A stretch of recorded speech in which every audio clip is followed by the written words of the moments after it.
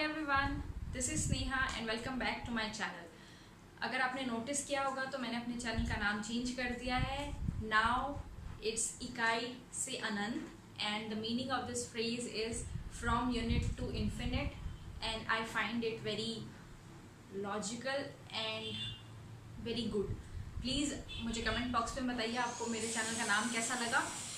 और वीडियो शुरू करने से पहले ना मैं थोड़ा एक ड्रामा करना चाहती थी। एक्चुअली मैं वीडियो ऐसे शुरू करना चाहती थी। देखिए हाँ, क्या आप रियल एनालिसिस से डरते हैं? क्या एप्सिलॉन या डेल्टा आपके सपनों में आकर आपको डराते हैं? तो डरिए मत, क्योंकि आप हैं बिल्कुल सही जगह पर। आइए रियल एनालिसिस सीखते हैं मेरे साथ कुछ आसान और स्मार्ट तरीके से।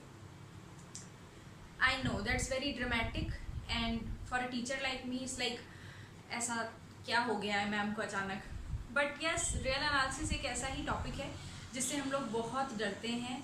एक्चुअली क्या है, जब हमारा सेशन स्टार्ट होता है, जो कि अब बहुत जल्दी स्टार्ट होने वाला है कॉलेजेस में, तो हमारा जो हमें जो सबसे पहला सब्जेक्ट मिलता है वो होता है रियल एनालिसिस। ज़रूरी भी है क्योंकि रियल एनालिसिस प्योर मैथमेटिक्स का एक तरह से आप कहो तो बेस है बाकी सब चीज़ों को पढ़ने के लिए। और रियल एनालिसिस जो है ना, वो हमारे 11th-12th के मैथमेटिक्स के कोर्स से बहुत अलग है, बहुत अलग है। हम 11th-12th में क्या करते हैं, हम एप्लीकेशंस कर रहे होते हैं चीज़ों की जिनके बारे में हमें पता नहीं, बस हमें मालूम है कि इसकी एप्लीकेशन ऐसे करनी है। और रियल एनालिसिस क्या है, उन सब चीज़ों का बेस है, कहाँ से शुरू हुआ, बहुत थ्योरेटिकल है, बहुत एब्स्ट्रैक्ट है और बहुत ज़्यादा डिफ़िकल्ट लगता है। मैं आपको अपने एक्सपीरियंस से बताना चाहूँगी। जब मैंने कॉलेज ज्वाइन किया और मेरा फर्स्ट डे था कॉलेज में, मेरा फर्स्ट लेक्चर था रियल एनालिसिस और 1 घंटे का वो लेक्चर था। And I still remember by the end of the lecture I was shivering, मुझे पसीने आ गए थे और मैंने सोचा मुझसे बिल्कुल नहीं होगा। मैथ्स ऑनर्स की क्या है, मैं क्या पढ़ कर आई थी 11th-12th में। मैं बाकी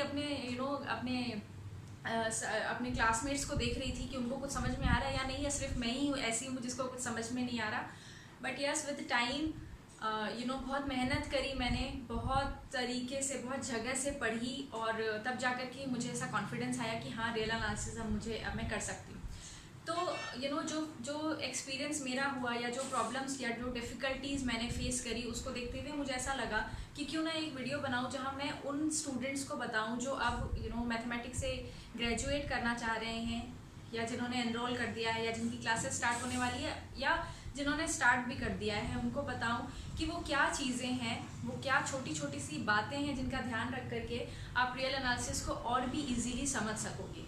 राइट, मुझे बताने वाला कोई नहीं था, मुझे अपने एक्सपीरियंस से समझ में आया कि अगर मुझे इन सब चीज़ों के बारे में पहले पता होता तो रियल एनालिसिस बहुत अच्छे से मुझे समझ आ जाता, या मुझे इतना टाइम नहीं लगता जितना टाइम मुझे लगा उसको समझने के लिए। So without any further due, let's start the video. जो सबसे पहली चीज़ है about real analysis is the symbols and logics, जो क्वांटिफायर्स होते हैं वो। सो सिम्बल्स क्या होते हैं? अगर सिम्बल्स आपने ना 11th-12th में भी पढ़े हैं। For example, n is the symbol for set of natural numbers, z is for the set of integers and so on. But क्या होगा अगर आप उसको अच्छे से ब्रशअप कर लोगे, है ना, अपने कोर्स में पढ़ने से पहले, तो आपको बहुत आसान रहेगा। बहुत छोटी छोटी सी मिस्टेक्स हम लोग करते हैं जब हम जब हम 11th-12th में होते हैं और हमें लगता है इनसे कोई फ़र्क नहीं पड़ता। फॉर एग्जांपल, जब टीचर्स आपको कहते हैं कि इम्प्लाई टू का साइन लगाओ, आप लोग सोचते हो क्या मैम, एक स्टेप लिखा है उसके नीचे यही स्टेप आएगा। बट जब हम थ्योरम्स में ये सब चीज़ें देखते हैं तो हमें बहुत फ़र्क पड़ता है। इम्प्लाइज का क्या मतलब है, इम्प्लाइड बाय का क्या मतलब है, तो या फिर देयरफॉर हम कैसे सिंबल में लिखेंगे, बिकॉज कैसे लिखेंगे, सो कैसे लिखेंगे। ये छोटी छोटी सी चीज़ें हैं जो उस समय पे हमें पता नहीं लगता, बट रियल एनालिसिस में जब हम थ्योरम्स लिख रहे होते हैं तब हमें समझ आता है कि अगर हम सिंबल्स के बारे में, अगर हम सिंबल्स में बहुत ज़्यादा स्मार्ट होते तो हमें बहुत जल्दी ये थ्योरम समझ में आ जाती, या हम बहुत जल्दी इस थ्योरम को लिख पाते। So the very first thing जो मैं आपको कहूँगी कि अपने सिम्बल्स को ब्रशअप करिए। क्वांटिफायर्स देखिए, 2 तरह के क्वांटिफायर्स बहुत इंपॉर्टेंट है रियल एनालिसिस में, universal quantifier and existential quantifiers. मैं इधर सिंबल डाल दूंगी उनके। यूनिवर्सल क्वांटिफायर होता है जो हर एक के लिए ट्रू है, जिसे हम कहते हैं फॉर एवरी। और एग्जिस्टेंशियल जो क्वांटिफायर होता है वो होता है देयर एग्जिस्ट। आप मेरी बात अगर आपको लगता है कि मैं सच बोल रही हूँ तो प्लीज़ इस चीज़ को मानिए। कि there exist and for every, आपको रियल एनालिसिस में एंड तक मिलेंगे, हमेशा मिलेंगे। इनफैक्ट यहीं पर ही नहीं, आपको कॉम्प्लेक्स एनालिसिस में भी इनका काम आएगा, आपको रियल अलजेब्रा में, टोपोलॉजीज में भी इन दोनों क्वांटिफायर्स का यूज़ होगा। तो इनके बारे में जानिए, सर्च करिए। मैं उस अपने डिस्क्रिप्शन में अपने में लिंक डाल दूंगी जहाँ से आप इनके बारे में पढ़ सकते हो। सो ये दो चीज़ें जो बहुत इंपॉर्टेंट है, symbols and quantifiers. The second one is set theory. अगर आपने मेरे सेट थ्योरी के वीडियोस देखे हैं तो आपको पता होगा कि मैंने सेट थ्योरी के लिए बताया था आपको कि ये बेसिक्स होते हैं, फंडामेंटल्स होते हैं। अगर आपने नहीं देखा तो भी उसका जो लिंक है वो डिस्क्रिप्शन बॉक्स में होगा, please go and check out. सिर्फ 3 वीडियो हैं, पूरा सेट थ्योरी है उसके अंदर। अगर आपको बिल्कुल अगर आपको मालूम है सेट थ्योरी क्या है तो आपका रिवीजन हो जाएगा। अगर आपको नहीं मालूम सेट थ्योरी क्या है तो वो मैंने बहुत इजीली, बहुत सिंपल वे में आपको समझाने की कोशिश करी है सेट थ्योरी क्या होता है। ज़्यादा टाइम कंजप्शन वाले वीडियोस नहीं है, वो बहुत छोटे छोटे से वीडियो हैं, एक बार देख लेंगे तो ब्रशअप हो जाएगा ना। सेट थ्योरी क्यों इंपॉर्टेंट है? क्योंकि हम जब रियल एनालिसिस पढ़ रहे हैं तो हम बेसिकली रियल लाइन के बारे में पढ़ रहे हैं कि वो कैसे बिहेव करते हैं, या रियल लाइन के ऊपर फंक्शंस कैसे बिहेव करते हैं, या डोमेन, को डोमेन फंक्शंस का कैसा होता है, उससे क्या फ़र्क पड़ता है, इन सारी चीज़ों का सीक्वेंसेस पढ़ते हैं हम। ये सब क्या है? ये सब सेट्स ही हैं। तो अगर आपको सेट्स के बारे में ही नहीं पता होगा तो मुझे नहीं लगता कि आप रियल एनालिसिस इतनी इजीली समझ पाएंगे। तो सेट्स के बारे में जानिए। वहाँ पर सेट ऑपरेशंस क्या क्या होते हैं, हम कॉम्प्लीमेंट कैसे लेते हैं, हम यूनियन में क्या करते हैं, हम उसकी कार्डिनलिटीज़ कहाँ से कैसे चेक करते हैं। जब कॉलेज में जब ये क्लासेस स्टार्ट होती है ना तो nobody give you a damn about teaching you the very basic things. Set theory कोई भी नहीं पढ़ाएगा कहीं पर भी, दे विल अज्यूम दैट आपको समझ में आता है। मैं भी एक टीचर हूँ, मैं भी ऐसा ही सोच के चलती हूँ, because we have very large syllabus, very wide range of things to cover. तो वहाँ हम लोग सेट थ्योरी नहीं पढ़ा सकते। हम लोग अपने स्टूडेंट्स को पहले ही एक नोटिस दे देते हैं कि हाँ तुम सेट थ्योरी पूरा अच्छे से पढ़ के आना। तो set theory will help you a lot in learning real analysis. Third thing is definitions and their uses. क्या होता है जब आप मैथ्स या साइंस जैसे चीज़ें पढ़ रहे हो ना, तो फिजिक्स केमिस्ट्री में जो डेफिनेशंस होती हैं वो समझ लेते हैं हम कि हाँ ये चीज़ ऐसे डिफाइन करी है, और फिर जब उसको लिखने का टाइम आता है या उसकी एप्लीकेशन का टाइम आता है तो हमें समझ आ जाता है कि हाँ ठीक है ऐसा हुआ था। मैथ्स में 11th-12th में ऐसी डेफिनेशंस नहीं है जो हमें क्रैम करके रखनी है। बट एज सून एज आप कॉलेज में एंटर करते हैं विद मैथ्स ग्रेजुएशन के लिए तो आपको इतनी सारी डेफिनेशंस मिलेंगी। हर चैप्टर में हर एक टॉपिक के साथ एक डेफिनेशन होंगी, और वो डेफिनेशन में जो यूजेस है, फ्रेजेस जो यूज़ किए गए हैं या जो वर्ड्स यूज़ किए गए हैं वो क्यों यूज़ किए गए हैं, कैसे यूज़ किए गए हैं, ये इंपॉर्टेंट होता है। तो आपके लिए ये जानना ज़रूरी है कि डेफिनेशंस को हम यूज़ कैसे करते हैं, या डेफिनेशंस को हम समझते कैसे हैं, डेफिनेशन में किसी फ्रेज़ का क्या मतलब है।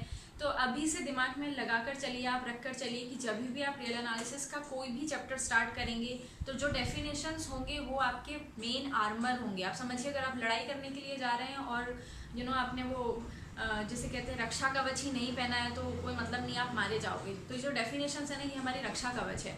अगर आपको डेफिनेशंस मालूम है तो आप रियल एनालिसिस बहुत इजीली पढ़ सकते हो, बहुत अच्छे से समझ सकते हो, उसको अप्लाई कर सकते हो। तो डेफिनेशंस की तरफ ध्यान दीजिए। मैं बोलूँगी अभी से बुक उठाइए और जो डेफिनेशंस हैं वो पढ़िए, समझने की कोशिश करिए। मैं जानती हूँ वहाँ एप्सिलॉन डेल्टा होगा, वहाँ मॉड्यूलस होगा, वहाँ लेस देन इक्वल टू और ग्रेटर देन इक्वल टू, वहाँ नंबर्स होंगे, but try to comprehend them in your languages so that आपको अच्छा लगे कि हाँ अगर कोई आपको डेफिनेशन बता रहा है तो आपको एटलीस्ट इतना समझ में आए कि उस डेफिनेशन से आप क्या निकाल सकते हो, या उसको क्या आप उसको यूज़ कैसे कर सकते हो, या उसको लिख कैसे सकते हो। By the way, the next week I am going to start real analysis like from sequences, like from topology itself. So stay tuned with the channel so that अगर आप ग्रेजुएट करने जा रहे हैं with mathematics तो the videos I'm sure will be of great help, और वहाँ पर भी हम लोग ये डेफिनेशंस के बारे में पढ़ेंगे। सो या नेक्स्ट वीक से I will be uploading 2 videos I think for real analysis के फर्दर टॉपिक्स के। So please if you have not subscribe the channel, please subscribe करें, बेल आइकन को प्रेस करें सो दैट जब भी मैं वीडियो डालूँ आपके पास एक मैसेज आ जाए trust me, my videos will not be that long, but मैं कोशिश करूँगी इतने सिंपल और इतने ईजीली आपको समझा पाऊँ कि आपको उतना टाइम ना लगे रियल एनालिसिस को अपना फ्रेंड बनाने में जितना मुझे लगा था। So yes, next is the methods of proof. Now मेरे हिसाब से अगर आपको रियल एनालिसिस पढ़ना है, बेसिकली अगर आपको मैथमेटिक्स पढ़ना है ना, तो आपको एक बार लॉजिक ज़रूर पढ़ना चाहिए। क्योंकि क्या है, मैथमेटिक्स का जो, ऑल्दो मैथमेटिक्स में बहुत सारी चीज़ें हैं जो हमें बहुत कुछ वहाँ पर पता चलेंगी, बट उसके लिए जो कुछ आप कहोगे कि औजार होते हैं जो वो हमारे होते हैं लॉजिक से मिलते हैं। जैसे मैंने सिंबल्स भी कहा, जैसे मैंने क्वांटिफायर्स भी कहा, तो अगर मैं बोलूँ डेफिनेशंस हमारा जो आर्मर था, तो ये जो औजार है ना, ये हमें लॉजिक से मिलेंगे। लॉजिक एक सब्जेक्ट होता है, आई थिंक यू नो। अगर नहीं पता है तो प्लीज़ गूगल सर्च करिए और देखिए लॉजिक के अंदर क्या क्या आता है। वहाँ एक प्रॉपर टॉपिक है अबाउट मेथड्स ऑफ प्रूफ। जब मैंने शुरू किया था ना, मुझे कोई आइडिया नहीं था प्रूफ कैसे करते हैं, क्योंकि यार हम लोग 11th-12th में कभी नहीं करते किसी चीज़ को प्रूफ, बहुत रेयर होता है। 10th में मुझे अभी भी याद है बीपीटी प्रूफ करी थी, और 11th-12th में आकर के कुछ 2-4 चीज़ें थी जो हमें प्रूव करने को मिली थी, जिनका प्रूफ भी बहुत मोनोटोनस था, सीधा सीधा हो जाता था। बट यहाँ पर आके मुझे पता चला कि प्रूफ करने के भी 10 तरीके होते हैं, राइट। और ये जो 10 तरीके हैं ये हमें बहुत हेल्प करेंगे रियल एनालिसिस में। मैं आपको 1-2 एग्जाम्पल्स अगर दूँ, जैसे एक होता है डायरेक्ट प्रूफ जो हम करते आ रहे हैं। हमें for example, if there is this statement that every differentiable function is continuous, prove it. तो हमें पता है हमें क्या करना पड़ेगा, हमें लिखना पड़ेगा डिफरेंशियल जो फंक्शन होंगे, व्हाट इज डिफरेंशिएबल फंक्शंस, उसकी डेफिनेशन लिखेंगे, कॉन्टीन्यूटी की डेफिनेशन लिखेंगे, and then we try to connect it. वो जो बीच में आएगा वही प्रूफ होगा हमारा, 2 डेफिनेशन को कनेक्ट करने वाला। ये होता है डायरेक्ट प्रूफ।